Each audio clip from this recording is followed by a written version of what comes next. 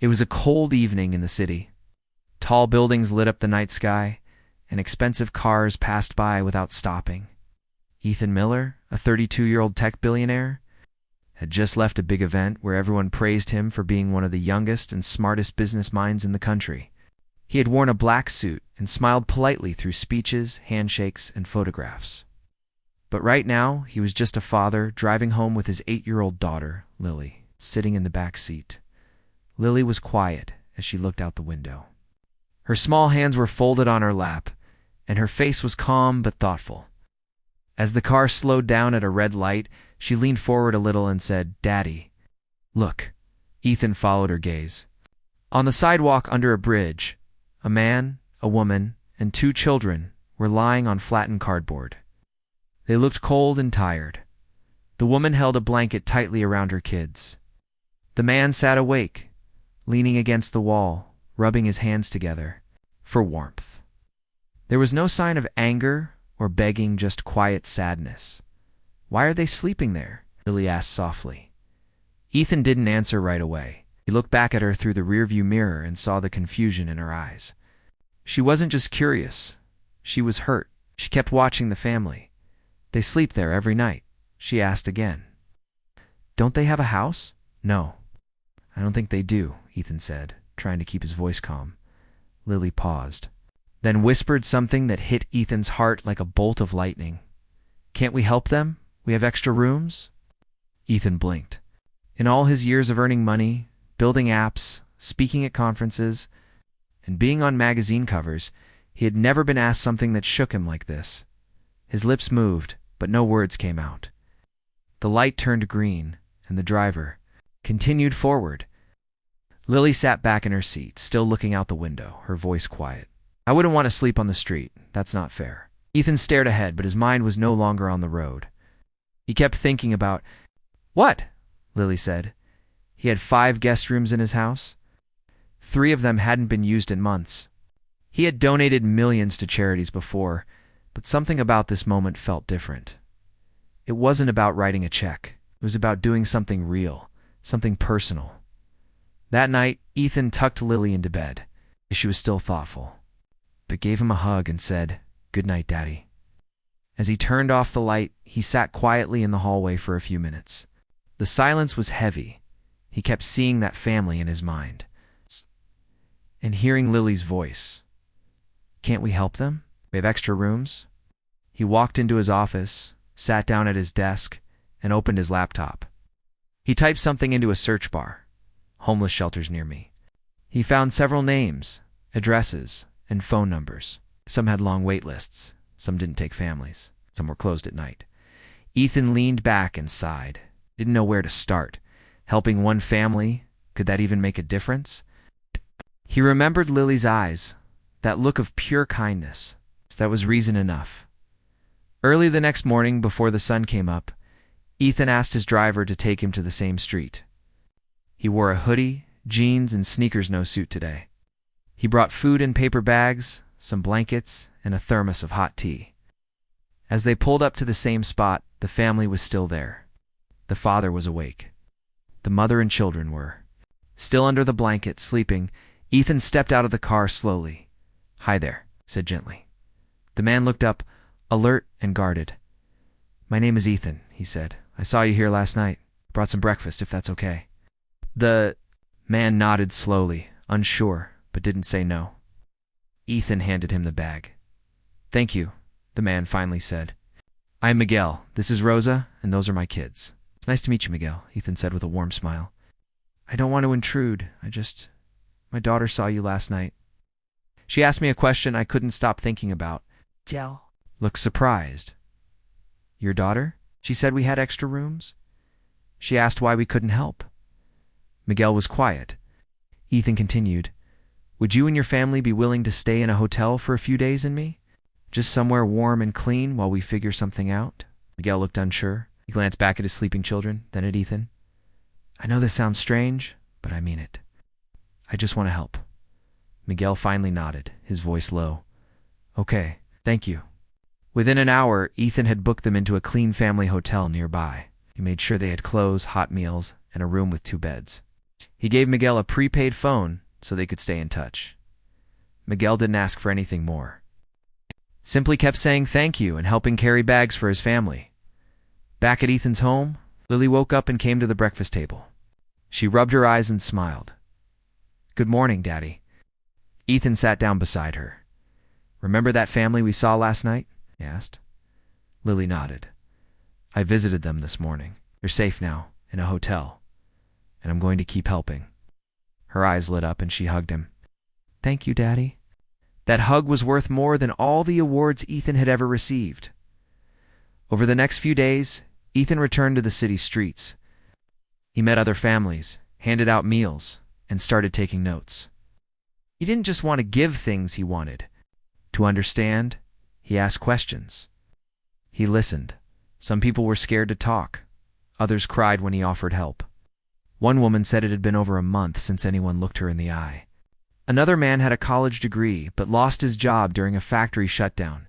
Ethan began to realize how fragile life could be. How one bad break, one illness, one lost job could change everything. He spoke to shelter workers, volunteers, and people who had lived on the streets for years. Each story broke a piece of the wall around his heart. Back at his office, his team noticed the change. His assistant whispered to a coworker, "He's different these days, softer, but more serious." The truth was, Ethan had always cared. He just hadn't known how to act until his daughter asked a simple question. "Can't we help them? We have extra rooms." That one sentence had started something. Ethan knew this was only the beginning. The next morning, Ethan woke up earlier than usual. His mind was full of thoughts. He had always been a planner, a man who worked with data and logic. But now, for the first time in years, he was following his heart more than his head. He had breakfast with Lily, who was excited to hear how the family was doing. "Did they like the hotel, Daddy?" she asked, biting into her toast. "They were thankful," Ethan said with a gentle smile. "I'm going to visit them today. Want to come with me?" Lily nodded quickly. "Yes, I want to meet the kids." After breakfast, Ethan called Miguel. Rosa answered the phone. Her voice sounded nervous at first, but she relaxed when she heard. It was Ethan. "We just finished breakfast," she said. The kids are still amazed by the warm shower. They hadn't had one in weeks. Ethan promised to bring some clothes, toys for the children, and fresh fruit. Lily helped him pick out some small gifts, coloring books, socks, and 2 stuffed animals at the hotel. Miguel opened the door with a surprised look. "You brought your daughter?" "This is Lily," Ethan said. "She's the reason we met." Miguel's eyes softened. "Thank you, Lily," he said. "You're a kind girl." Lily smiled shyly and stepped inside. The children were sitting on the bed, and when they saw the toys, their faces lit up with joy. Rosa wiped away a tear as she hugged the stuffed animal given to her youngest. "They haven't smiled like this in a long time," she said. Ethan stayed and talked for a while. He learned more about Miguel's story, how he had been a construction worker, earning just enough to pay rent. When he got injured at work, he was told to rest for a few weeks. But with no insurance and no savings, they quickly fell behind on rent. They were evicted. No family nearby. No one to turn to. That's how they ended up under that bridge. Ethan sat quietly, absorbing every word. He had read stories like this before, but hearing it face to face was different. It was real. It was painful. "Do you want to work again?" Ethan asked Miguel. "Yes," Miguel answered immediately. "Anything to support my family. I just need a chance." Ethan nodded. "Might have something for you. Not charity. Real job, back at home." Ethan called his estate manager. "We have space, right?" he asked the guest house out back. "Yes, sir. It's fully furnished. It hasn't been used in months." "Good. Clean it. Stock the kitchen. Get everything ready for a family of 4. They're moving in tomorrow." The manager was shocked but followed orders without question. Ethan didn't stop there. That same afternoon, he contacted his legal team and said, "Find out how we can help families like Miguel's on a bigger scale. Not just food and rooms. It's real help. Jobs, education, long-term housing." One of the lawyers replied, "Sir, are you thinking of starting a nonprofit?" "Yes," Ethan said, "and I want it to start now."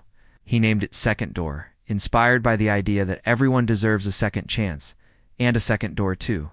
Walk through when the first one is closed? Meanwhile, his staff and friends were starting to talk. Some praised him for his kindness. Others were confused. "What's going on with Ethan?" one of his business partners asked during a meeting. "We've got an IPO coming up. Now he's running around handing out blankets." Ethan didn't care. He had spent years chasing numbers, stock prices, and investor applause. But none of it had ever given him the feeling he got when Rosa smiled or when the children laughed while coloring with Lily. That night, he and Lily baked cookies together. She asked, "Are we going to help more families, Daddy?" "Yes," Ethan said, "as many as we can." The next day, Miguel and his family moved into the guest house. It wasn't a mansion, but it was clean, warm, and safe. Rosa cried when she saw the soft beds and the filled refrigerator. Miguel hugged Ethan and whispered, "You've saved my family." "Didn't do it alone," Ethan replied, looking at Lily. Miguel started working around the estate landscaping, light repairs, organizing storage. Ethan also arranged for him to get job training in home maintenance and safety codes. It wasn't a handout. It was a new beginning. Rosa offered to help in the kitchen, preparing meals for Ethan's household. Staff. She was a good cook, and everyone loved her cheerful presence. Slowly, the family started to feel hope again. A few weeks later, Ethan decided to return to the city again. This time, he went to another corner, where people were sleeping rough. He brought care packages, blankets, food, socks, and toiletries. But more than that, he brought time, sat with them, talked, listened. He asked their names, their stories. People were cautious at first. Some thought he was filming a documentary. But when he returned again the next day alone, without cameras, they began to trust him. One man named Ron, a former security guard, said, "Most people walk past us like we don't exist." "You stopped. That means more than you think." Ethan realized something powerful. Helping people wasn't just about money. It was about presence, about treating them like human beings again. He brought Miguel with him sometimes. "We can talk." "To them better than I can," Ethan said. "You've been in their shoes." Miguel nodded. "They don't want pity. They want dignity." Together, they helped move to more families into temporary housing and connected them with local churches and social workers. Ethan's nonprofit began growing. Volunteers signed up, donations arrived, and people from other cities started asking how they could create a second door. In their own town, Ethan's friends in the business world were stunned. One CEO asked, "Why are you doing all this now?" Ethan smiled and replied, "Because I finally stopped looking at numbers and started looking at people."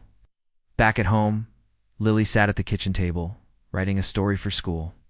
Her teacher had asked them to write about someone who inspires them. She wrote, "My dad helps people who don't have homes. He listens. To them, he gives them warm beds, says everyone deserves a second door." I think that's true. Ethan read the paper and felt his eyes fill with tears. It wasn't about being rich. It wasn't about being famous. It was about being a father who listened when his daughter asked a question that most people ignore. "Dad, they sleep on the street every night." And instead of saying, "That's just the way the world is," he chose to say, "Not anymore." Shall I continue with part 3 now? News about Ethan's unusual actions began to spread quietly at first. A local reporter wrote a short article, "Young Billionaire Helps Homeless Family Find New Life." The article didn't get much attention at first, but soon more people started noticing. Few photos surfaced online. Ethan handing out blankets, Lily coloring with the children, Miguel helping at the estate. At first, it all felt like a good thing. People began praising him for stepping out of his comfort zone and doing something different.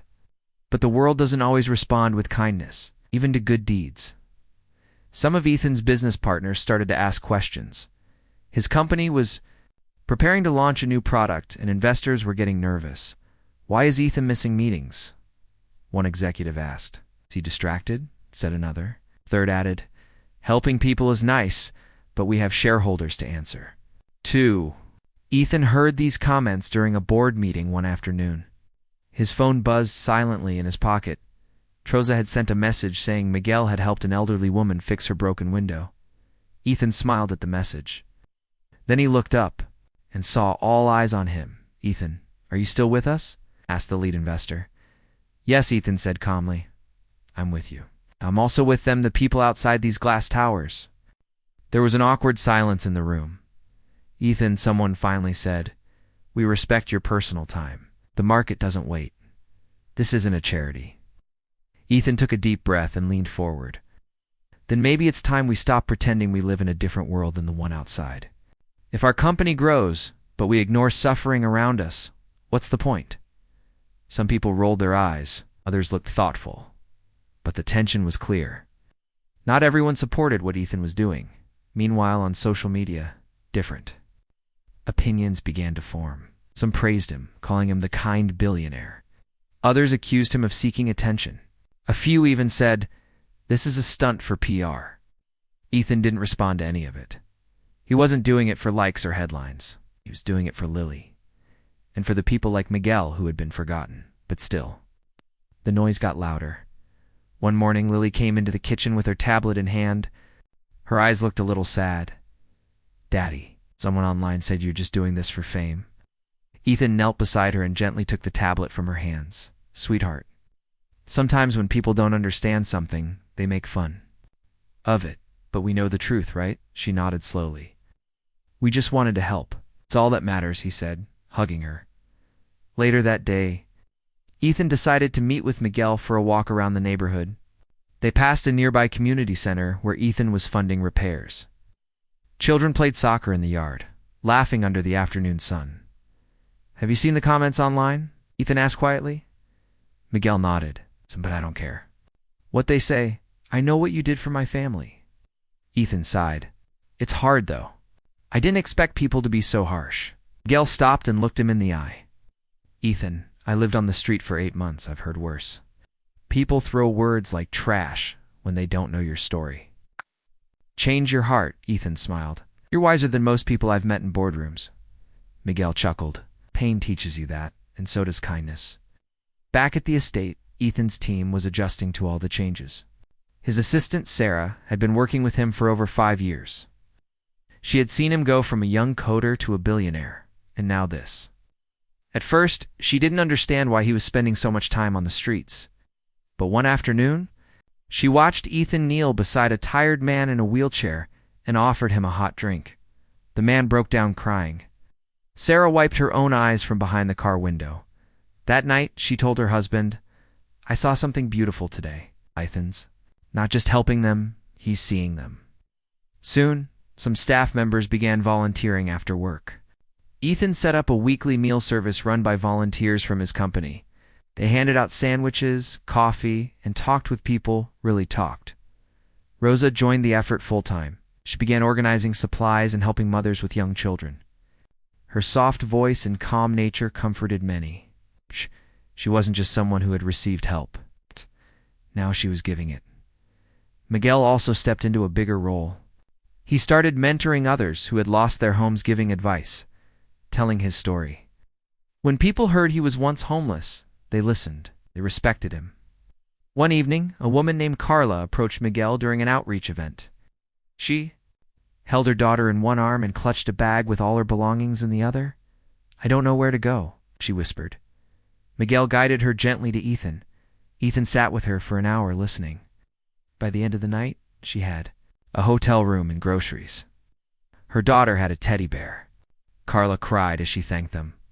Later, Ethan sat alone on a bench, looking up at the stars. So much had changed in just a few weeks. He remembered when life used to be only meetings, numbers, goals. Now it was hugs, tears. Day, Ethan received a call from a national news network. They wanted to feature his work on a television special. Ethan wasn't sure. He didn't want to turn something pure into a show. But Rosa and Miguel both encouraged him. "This could help more people," Rosa said. "Let others see what's possible." So Ethan agreed in one condition. The focus wouldn't be on him. It would be on the people, their stories, their strength. When the segment aired, it was titled "Second Door, A Billionaire's Promise to the Forgotten." The world saw Miguel fixing lights at his shelter. They saw Rosa helping a mother feed her baby. They saw Ethan sitting beside people on the street, not as a billionaire, but as a friend. The response was overwhelming. Donations poured in. Emails came from across the country, people wanting to start their own second doors. Celebrities, CEOs, and teachers all reached out.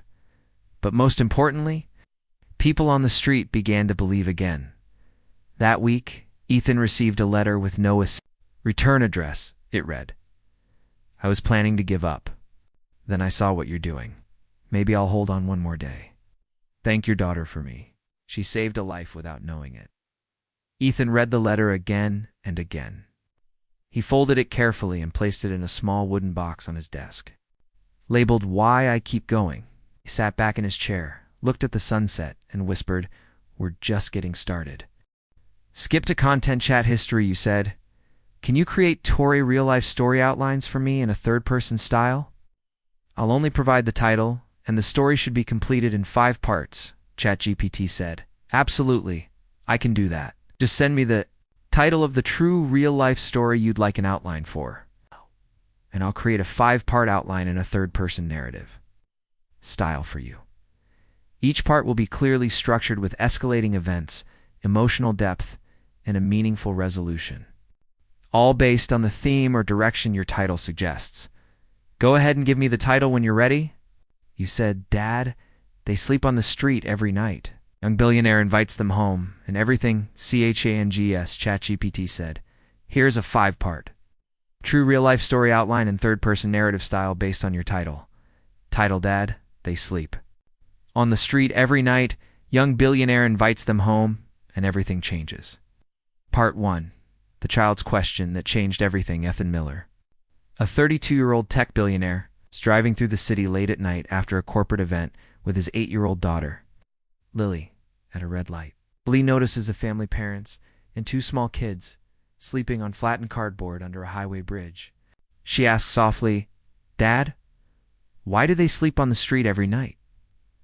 Ethan is caught off guard. She continues, "Can't we help them? We have extra rooms." Ethan fumbles with an answer but is visibly moved. That night her words replay. In his mind, it's not the first time Lily has asked such innocent but piercing questions, but this one haunts him. Ethan can't sleep. He wonders how he, with all his wealth, has remained so disconnected from those just trying to survive. Part 2. A billionaire's unusual decision. The next morning, Ethan returns to the same spot with food, blankets, and his driver, Miguel. Rosa and their 2 kids are surprised when Ethan speaks directly to them, offering not just help but a place to stay. At first they're cautious. Miguel, a laid-off construction worker, is unsure about trusting a stranger. But Ethan gives them his card, arranges a temporary stay in a nearby hotel, and brings them groceries. His staff is confused by his sudden shift in focus. His board questions his priorities, but Ethan brushes it off. Over the next week, Ethan takes more families off the street, coordinating with shelters, even offering rooms in his guest house. The media catches wind, and the story begins to spread. Part 3. Backlash, doubt, and a deeper look as the news spreads. Not everyone is supportive. Some accuse Ethan of a publicity stunt. Others worry about safety. His company's shareholders are nervous. Ethan's team begs him to focus on his upcoming IPO, but Lily remains his anchor, reminding him why he started. Meanwhile, Rosa and Miguel begin to help Ethan. They cook meals, clean, and volunteer at a shelter he funds. Ethan starts spending evenings listening to the stories of the homeless veterans, single mothers, young teens. He's shocked by how many had regular jobs and lives before one twist of fate changed it all. One night, Miguel opens up about how he lost his job and his apartment and how he felt invisible until Ethan spoke to him. That moment transforms Ethan's understanding of dignity. Part 4. A movement is born. Ethan decides to take things further. He sells one of his vacation homes and uses the money to launch a new initiative, Project Second Door, a nonprofit that connects unused private rooms, Airbnbs, and guest houses with families in crisis. Within months, hundreds sign up. He speaks at conferences, not about technology, but about humanity. His daughter Lily is often seen by his side. Rosa joins the nonprofit full-time, helping other mothers. Miguel trains as a site coordinator. The very people Ethan helped are now helping others. The story inspires other wealthy individuals to open their doors, quite literally. Cities begin to pay attention. Policy discussions shift. Ethan's initiative is featured globally as a new way to solve homelessness with empathy and practical action. Part 5. Full Circle. The Power of One Small Question a year later. Ethan walks with Lily through the same city street where it all began. The overpass is now lined with solar-lit benches and a mobile outreach van. The once homeless families they helped now live in small apartments, working and rebuilding. Ethan, now seen as more than just a tech billionaire, reflects on how his daughter's one sentence changed the course of his life and the lives of hundreds more. Lily looks up and asks, "Are they happy now, Dad?" He smiles and replies, "They're getting there." What began as a single act of kindness becomes a movement built on compassion, awareness, and action, reminding the world that change can begin with a child's voice and a heart that listens. Let me know if you want this expanded into full length. Story parts, for example, 1,300 words per part, and I'll start with part 1. You said, Part 1, KO, expand KRO, without heading 1,300 words, my in simple English words. It should be interesting, and every part should be engaging so the audience doesn't get bored. And don't use any violated word. Aviate any violated content, ChatGPT said. Of course. Here's part 1 expanded to approximately 1,300 words in simple English. It's told in an engaging and emotional style with no inappropriate content. It was a cold evening in the city. Tall buildings lit up the night sky, and expensive cars passed by without stopping. Ethan Miller, a 32-year-old tech billionaire, had just left a big event where everyone praised him for being one of the youngest and smartest business minds in the country. He had worn a black suit and smiled politely through speeches, handshakes, and photographs. But right now, he was just a father driving home with his 8-year-old daughter, Lily, sitting in the back seat. Lily was quiet as she looked out the window. Her small hands were folded on her lap, and her face was calm but thoughtful. As the car slowed down at a red light, she leaned forward a little and said, "Daddy." "Look." Ethan followed her gaze. On the sidewalk under a bridge, a man, a woman, and 2 children were lying on flattened cardboard. They looked cold and tired. The woman held a blanket tightly around her kids. The man sat awake, leaning against the wall, rubbing his hands together for warmth. There was no sign of anger or begging, just quiet sadness. "Why are they sleeping there?" Lily asked softly. Ethan didn't answer right away. He looked back at her through the rearview mirror and saw the confusion in her eyes. She wasn't just curious, she was hurt. She kept watching the family. "They sleep there every night?" She asked again. "But don't they have a house?" "No." "I don't think they do," Ethan said, trying to keep his voice calm. Lily paused, then whispered something that hit Ethan's heart like a bolt of lightning. "Can't we help them? We have extra rooms." Ethan blinked.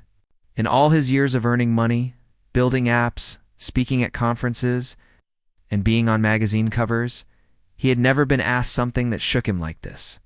His lips moved, but no words came out. The light turned green, and the driver continued forward. Lily sat back in her seat, still looking out the window, her voice quiet. "I wouldn't want to sleep on the street. That's not fair." Ethan stared ahead, but his mind was no longer on the road. He kept thinking about what Lily said. He had 5 guest rooms in his house. 3 of them hadn't been used in months. He had donated millions to charities before, but something about this moment felt different. It wasn't about writing a check. It was about doing something real, something personal. That night, Ethan tucked Lily into bed, but gave him a hug and said, "Good night, Daddy." As he turned off the light, he sat quietly in the hallway for a few minutes. The silence was heavy. He kept seeing that family in his mind and hearing Lily's voice. "Can't we help them? You have extra rooms?"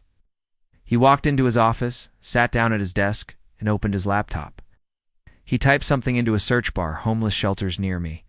He found several names, addresses, and phone numbers. Some had long wait lists. Some didn't take families. Some were closed at night.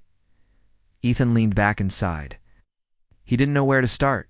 Helping one family, could that even make a difference? He remembered Lily's eyes. That look of pure kindness. It was reason enough. Early the next morning, before the sun came up, Ethan asked his driver to take him to the same street. He wore a hoodie, jeans, and sneakers no suit today. He brought food in paper bags, some blankets, and a thermos of hot tea. As they pulled up to the same spot, the family was still there. The father was awake. The mother and children were. Still under the blanket, sleeping, Ethan stepped out of the car slowly. "Hi there," said gently. The man looked up, alert and guarded. "My name is Ethan," he said. "I saw you here last night. I brought some breakfast. If that's okay?" Man nodded slowly, unsure, but didn't say no. Ethan handed him the bag. "Thank you," the man finally said. "I'm Miguel. This is Rosa, and those are my kids." "Nice to meet you, Miguel," Ethan said with a warm smile. "I don't want to intrude. My daughter saw you last night. She asked me a question I couldn't stop thinking about." Miguel looked surprised. "Your daughter?" "She said we had extra rooms. She asked why we couldn't help." Miguel was quiet. Ethan continued. "Would you and your family be willing to stay in a hotel for a few days and me? Just somewhere warm and clean while we figure something out?" Miguel looked unsure. He glanced back at his sleeping children, then at Ethan. "I know this sounds strange, but I mean it. I just want to help." Miguel finally nodded, his voice low. "Okay, thank you." Within an hour, Ethan had booked them into a clean family hotel nearby. He made sure 1 year had passed since that unforgettable night when Lily had looked out of the car window and asked, "Daddy, why do they sleep on the street?" It had started with that one question. Small voice, child's honest heart. Now everything was different. The second door movement had grown far beyond Ethan's original vision. What began with one family had now helped over 300 people find food, shelter, and hope.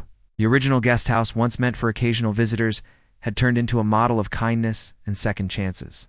3 more shelters had opened.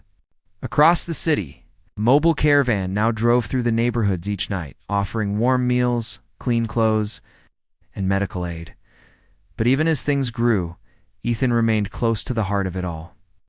He wasn't the kind of person who sat behind a big desk and gave orders. He still visited the centers, still sat on the benches beside those in need, still served food with his sleeves rolled up. One chilly evening, Ethan and Lily walked hand in hand through the streets, where it all started.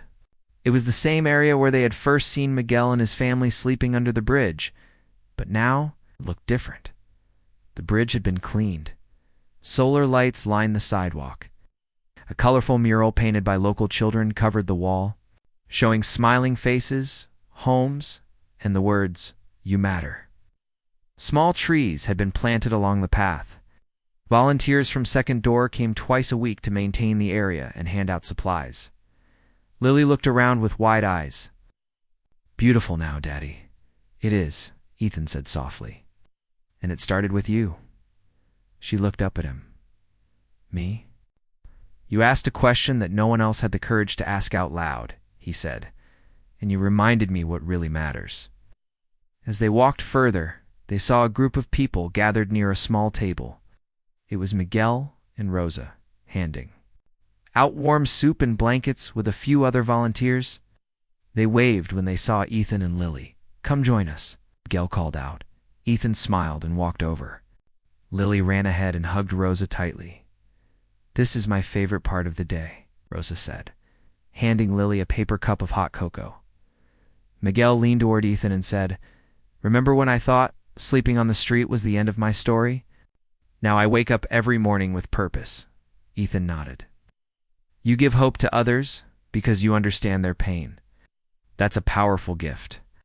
That night, after helping serve food and chatting with a few old friends from the shelter, Ethan drove Lily home. She was quiet during the ride, her eyes gazing out the window. "Are you tired?" he asked. "No," she said. "Just thinking." Out! What? How many more people still sleep outside? Can we help them too? Ethan smiled. Her heart hadn't changed. It had only grown. We'll keep helping, he promised. As long as we can. At home, Lily went to bed early. Ethan sat alone in his office, staring at the small wooden box on his desk. Inside was a folded letter.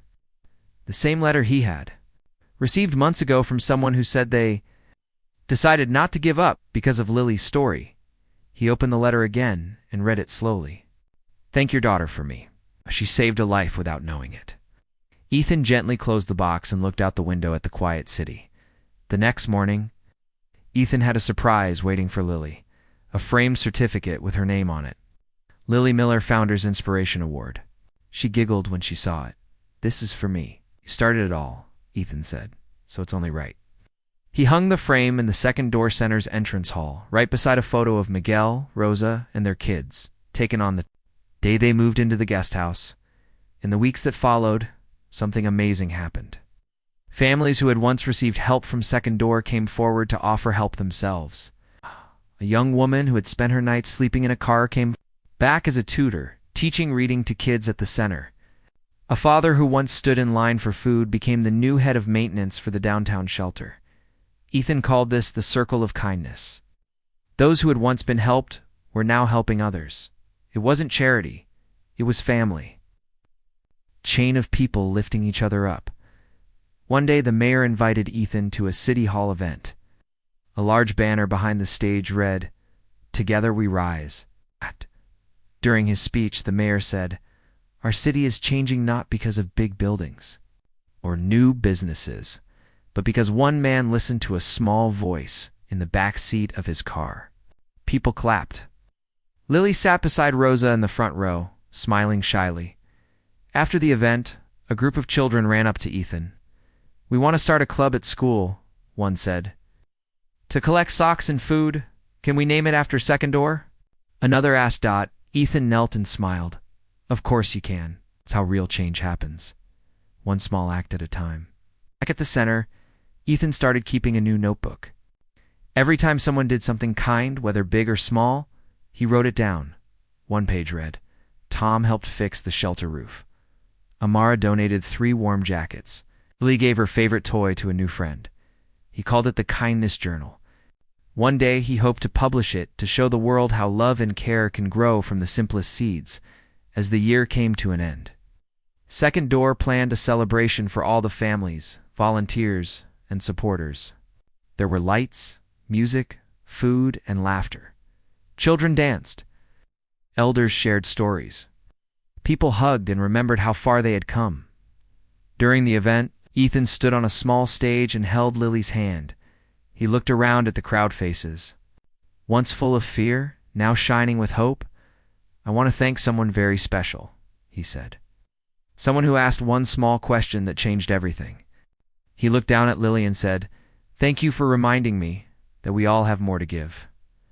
The crowd stood and clapped. Some wiped away tears. Rosa hugged Lily tightly. Miguel nodded with pride. Later that night, as the music faded and the lights dimmed, Ethan stood in the quiet garden outside the center. Lily stood beside him, holding his hand. "Did we do a good job, Daddy?" she asked. "You did an amazing job," he whispered. They looked up at the stars, just like Miguel once had when he slept under that very sky, but tonight was different. No one had to sleep in the cold. No one had to feel forgotten, 'cause one little girl spoke from the heart. Her father listened. And from that moment on, the world began to change one Second Door at a time. Let me know if you'd like a version formatted for YouTube, script narration, or want to turn this into an image prompt as well.